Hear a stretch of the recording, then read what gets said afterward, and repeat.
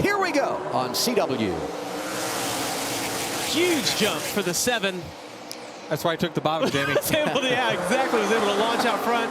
Gonna be able to run wherever he wants through turns 1 and 2. As you see those guys 3 wide, got a little smoke out of the 32. I don't know if there was contact there. Look at Sam Mayer. And when we talk about that inside lane, Allgaier jumps out front. Mayer trying to come through. Now 7 dancing around on the outside. And right behind them at the 1, Connor Zilisch. Whoa, Allgaier leads the opening lap by that much. Yeah, Sam Mayer's got such a great record here at Charlotte. He knows how to get around the racetrack. While there might be pinned to that white line for right now, I can guarantee you they will be chasing this racetrack all the way up to the wall by the end of it. As the run goes on, you do not want to let him get checked out right here. But what about the 1 car right behind him of Connor Zilisch? Harrison Burton goes around. Wheel and caution lights are on early. Yeah.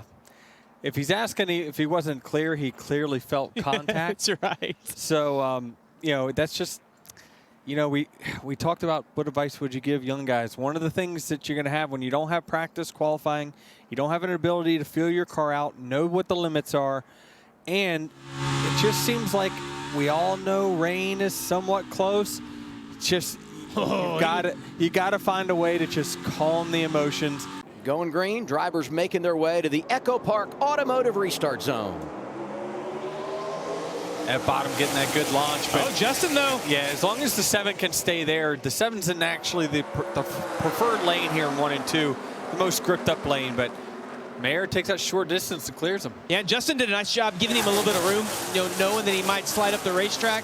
3 wide, Raja Caruth getting racy coming off of turn 2. Driving the 88 for Junior Motorsports. Got some advice from the boss under caution. 21 is Austin Hill. All those patriotic paint schemes. Hard to keep track of who's who. Sam Mayer out front. Looks to me like he's adjusted right here. You see him all over the back. Sam Mayer. Yeah, well, the tires are new. You're able to run lower. Cup, O'Reilly's, that's going to be the preferred route for a couple laps. But as these tires wear out, and especially these low force, downforce O'Reilly cars, you're going to see them continue to move up. And the first that can get speed going up top, there's the one's going to go forward. In this race with the same paint scheme, so easy to get confused. Battle for the race lead. Allgaier looking inside of Mayer. The aforementioned Corey Day right there with him. Allgaier back on point, and this is big. Yeah, because we're going to get a competition caution here in another 5 or 6 laps. You want to be in control when the caution comes out to lead him down the pit lane. Allgaier is there right now. A little bit loose. He's doing a great job learning, Denny. We've seen him over the past year. He has evolved as much as anybody in NASCAR, getting better every single week. Yeah, and he said that the 1.5 mile tracks is where he feels the most comfortable, you know, running the high line. So we're seeing that. Certainly it's going to be a factor for him later on in this race. And here's another young driver that's got loads of talent. They're both young, right? I mean, if we're really going to sell it that way. But Connor Zilisch, amazing a year ago, jumps to the runner-up spot around Sam Mayer. Classic Charlotte line right there. Who can get lower in the middle of 3 and 4 and stay lower along the corner.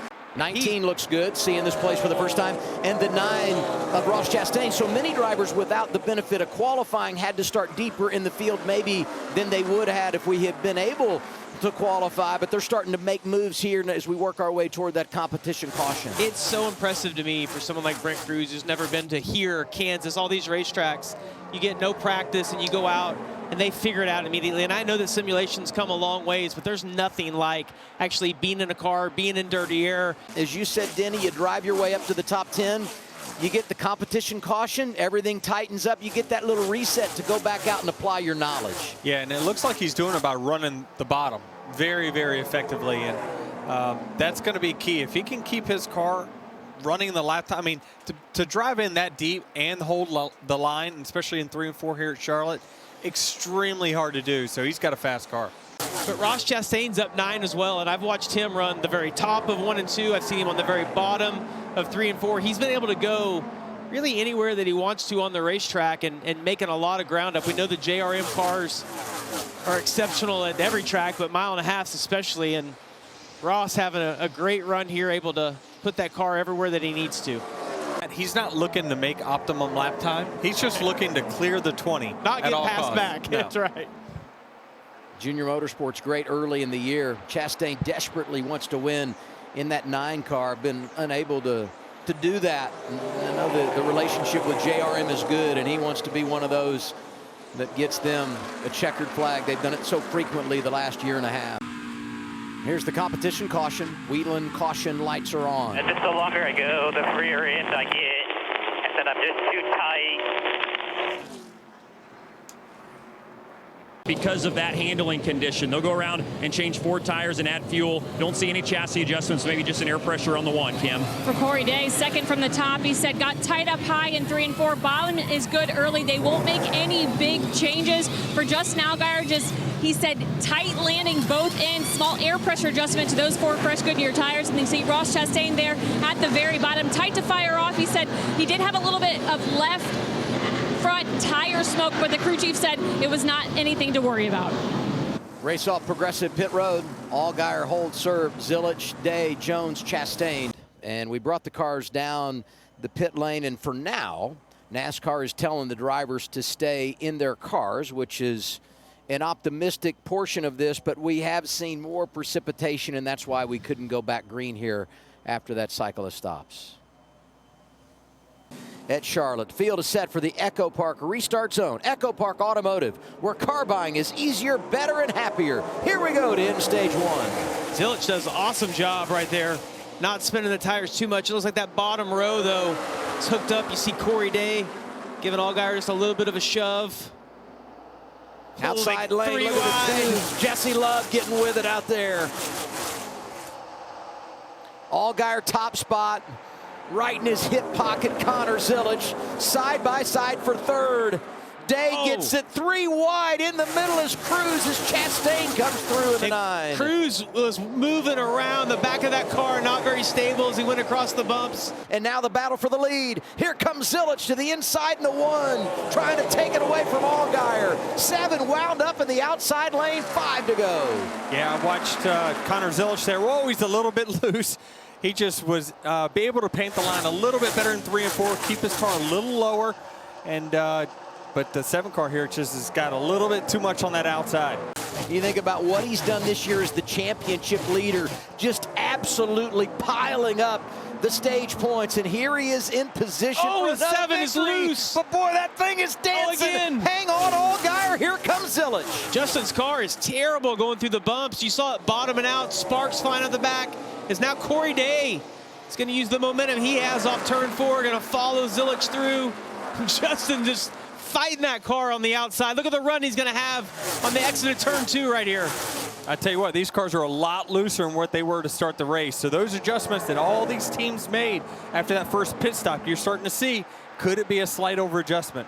Just a little bit there. Justin has done an amazing job of hanging on with a car that just does not look like it's handling very well. You see sparks flying out of both those first 2 cars as they go through the bumps. All of them trying to get to that line on the bottom where we know the grip is. Zilisch, 10 wins last year, 2 this year. And he's got a stage victory at Charlotte. Finishes in front of his teammate. In fact, it's a 1-2-3 finish in the opening stage for Junior Motorsports. Well, we'll find out soon. Here they are in the Echo Park Automotive Restart Zone. Back to green for stage 2. See that outside row stacking up just a little bit. Some of those guys having better tires behind. Connor trying to get inside. Blaine does a nice job, though, not allowing him to get there. But you see the 31 washing up. The 1's going to fill that gap down the backstretch. 4 wide. Are you kidding me, down the back straightaway? Allgaier gets the lead in a spinner. Brandon Jones, Brent Cruz, and others involved. You see Brandon Jones right there. Sheldon Creed is the car right behind Brandon Jones. The red and white car almost in the middle of your screen. Yeah, it's like he realized we don't want to be 4 wide, and he tried to get back in line maybe. Yeah, just slight contact with Brandon Jones. It spun him around, got him into Brent Cruz, and then that collected Harrison Burton. Allgaier in charge, inside lane, as he comes through the Echo Park Automotive Restart Zone. Austin Hill to his right. Chastain spun him a little bit there. Yeah, Corey Day, the second car on the inside, has done an awesome job of being able to push that leader multiple times. But look at Austin Hill staying right on the quarter panel. Allgaier sliding up the racetrack a little bit. Here comes Zilisch on the outside. Chastain outside lane. Hill gets to the lead. Where it's going to be a struggle for the 7 because now he doesn't have that clean air we talked about. It's a huge advantage to have that. So he's on a little bit older tires, and now he's got some cars in front of him. Fortunately, they're far enough out that, oh, the 7 is super loose right there through turns 1 and 2. The car, that balance has not tightened up since we started this stage. Chastain trying to get the top spot away. 9 digging inside. He goes back to the point. So strong a week ago at Dover, winning a stage after starting on the pole. Number 9 has it in the wind again. I think the 9 probably has the best car. He's come from kind of mid-pack at the start. Oh, look how loose. Wow, Oh, Sam Mayer. wow. I mean, that thing wiggled, got away, nothing he could do, and the Wheeling caution lights are out again. Gosh, he tried to save that, kind of overcorrected, and you saw it shoot up in the middle of the corner. It's so loose when you got somebody right on the right side door, and it was a tight spot for those 3 cars to be. It's going to be tough restarting right here. Chastain in control from the inside lane. Halfway point, stage 2.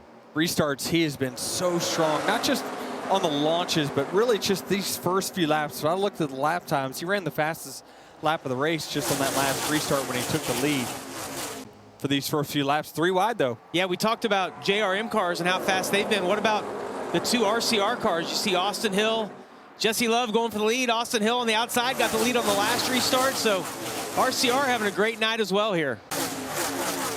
See, Jesse Love was all the way on the bottom. Chastain ran the middle, carries all that momentum now down the front stretch. See how hard Jesse can race him on the outside. I think the preferred lane is, oh, you see Chastain slides up in front of him. It's going to lose a little bit of his momentum on exit. Pulls down, is able to block Jesse. It just seems like now that we've run a few laps, that traction compound, well, now they're going right back. Ooh, Chastain missed the bottom. The 2's going to be able to get right back inside of him here. Corey Day doing the same thing we saw last week at Dover that allowed him to get to the lead of that race, running really high, getting some clean air. This end of the track's a little bit rougher. Oh, you see him get a little loose. Look how high the 17 is again. I think Chastain's even defending right there. I think his car just slid up in the middle of the corner. What a great race. Corey Day, no practice, Incredible. no qualifying, go to school, get it done. How exciting it is to watch these guys go at it. It's fun here. We got a guy that won the Coke 600 last year in Ross Chastain leading the defending champ, and then a guy that's a rookie in the series. All of them battling it out, running different lines on the racetrack. Couple of kids from California, 2nd and 3rd going at it, Denny. Well, with this platformer race car, this is what makes the O'Reilly series so good, is that contact! Chastain into the wall. Everyone went up the track. Yeah, I mean, and the reaction behind him, obviously something was going on there. Still green, though. You got to wonder. There's cars in the back of the pack in the wall. Wonder if there's something on the track. This might be wet, guys. Wheeling caution lights are on. Look at Corey Day, how loose he is up on top already. Just incredible. Yeah. Oh, yeah, look at all those guys. Wow. Everyone that drove in just, oh, and Justin turning down off the wall to get away from Gray that had hit the fence. That was all about, 2-foot difference was the difference in being in that oil and maybe being just a little bit above it. Look at all those guys. A couple of other drivers that got through there. Cole Custer driving the 0. 91 this week being piloted by Carson Quapple. He was able to get through. Riding now with Sheldon Creed. It's huge contact for those 2 guys. So unfortunate that didn't see that before everyone drove through there. Dawson was a little bit behind the field, kind of running by himself on the racetrack. I'm thinking that, what about if you're Justin, you've saved that set of tires? Maybe now's when you take a chance. You've got a massive point lead. Yeah, what do you have to lose? Maybe it puts you in the right position. This is going to take a little while to clean up. It's just a matter of something get bent. You know what I mean? All it takes is to knock one of these right side wheels out or in, 20,000s, and your car is just going to drive dramatically different than what it's supposed to. Let's get back down to Carla. I think it might have been Texas or something where it's just when you have a rain delay and you open pit road, then it's the weather shouldn't be a factor in the outcome. The outcome in case you don't go back. So. Well, this is weird. Side by side to end the stage. under caution. I'm not sure I've ever My money's on Chastain. called one that way. Yeah, put it down on number 9. For Chastain, it's going to be his 12th career stage win, and he also won stage 2 last week at Dover, so he's been making the most of his time in that 9 car the last couple of weeks. And saw the results populate, and that was a little bit askew there because Jesse Love actually came across before Ross Chastain, but Chastain is the guy that gets the stage victory. Love was second. We thought we were going to get a short little run to end the stage, and then there was just enough moisture in the air. The track got damp. NASCAR didn't feel comfortable turning him loose. So we rode around side by side after the choose, and eventually the stage comes to an end. We pulled all the cars down, and now we sit and wait to see how NASCAR handles this. And the race leader is Ross Chastain. It's a great track for Ross. Always runs well here. I would say he's... And the race is official. We just received word from NASCAR. The race is over. 2 stages are complete. Ross Chastain leading. He is victorious. Hey, Ross, you have been trying for a long time to win a race for Junior Motorsports. What's the significance of doing it on this weekend? I mean, just look, I'll start with us and this team and Carolina Carports. You know, I first watched a JRM car drive by me here at Charlotte in 2014.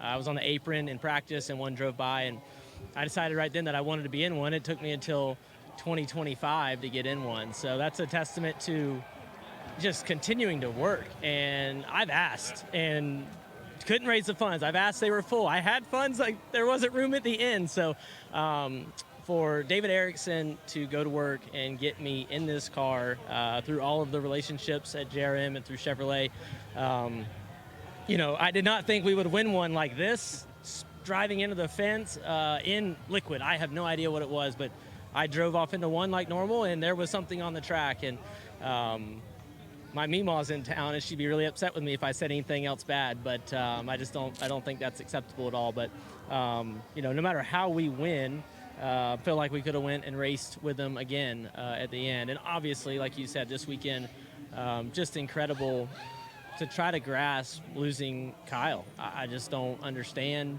how he's not here racing. I don't grasp it mentally or spiritually. So obviously, racing is the best thing we can do to celebrate him and what he did in the sport and in his life. And man, that feels good to win because it was a long time coming. Well done and well said. Congratulations. Ross Chastain, the winner at Charlotte, Kim.